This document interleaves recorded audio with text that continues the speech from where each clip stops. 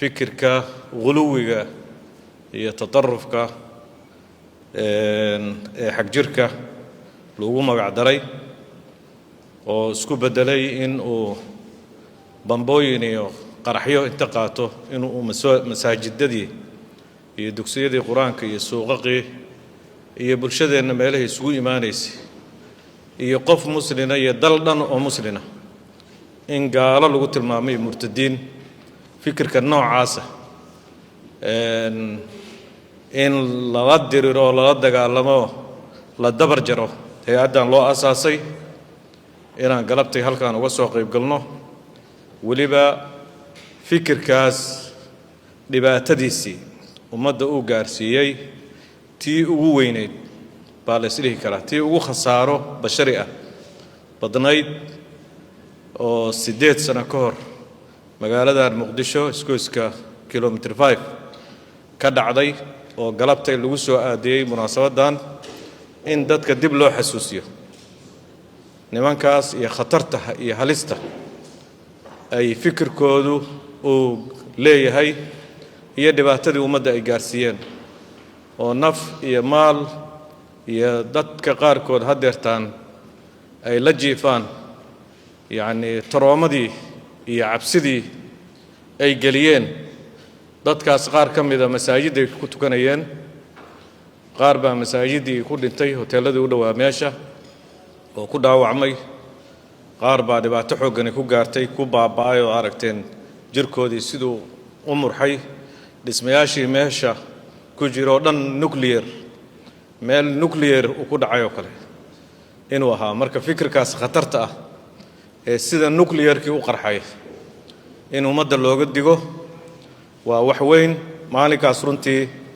maalin aad murugo u leh bay ahayd maalin dadka Soomaaliyeed maskaxdooda wali aan ka tirmin kana tirmi doonin oo la xusi doono 100 sano kadib dhibaatadaas intaas kaliya ma ahane boqolaal dhacdo kale ayaa oo u dhow taas ayay sameeyeen ilaa haddana ay ku howlan yihiin oo toddobaad ka hor ay ahayd mid lamida kuwaas oo kale inay damacsanaayeen laakiin ilaahay falligiis ay maaragtay ka fashilantay oo la fashiliyay ayaguna ay ku baabeen dadka ugu badanoo khasaaruhu ku soo gaartay hadda u dambeysay iyaga ahayd oo 7 qofood oo naftoodii soo fogeysay runtii Sheekh Cabdulbaari waa ku mahadsan yahay wuxuu nimankaas ayagaaba isdaldalayaba hadda ayagaaba isxukumay dil isku xukumay dambigii ay ummadda ka geysanayeen bay dil isku xukumeen oo bambooyin isku soo rakibeen marka hay'adda tubsan runtii ujeedooyinkii loo sameeyay qayb ka mid ah waa hawlahan wacyigelinta culumadana asaas u ah halkan culumo waa joogaan dadkii ugu waaweynaa waliba baariziinta ahaa ee barnaamijkan qaybta ka ahaa ee bulshadeenna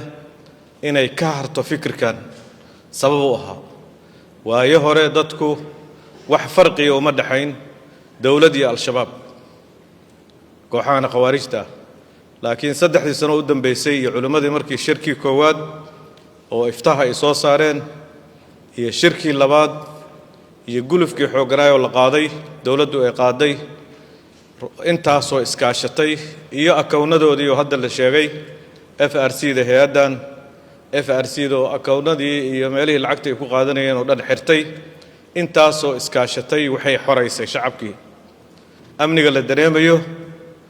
iyo xasiloonida jirtana askar tiro badan maaha laakiin shacabkii awal aysan u kala cadeyn arintu oo mararka qaar koodba xaggooda jiray ayaa dhanka dawladda iyo dhanka xaq soo jirsaday taasa keentay xasiloonida maanta jira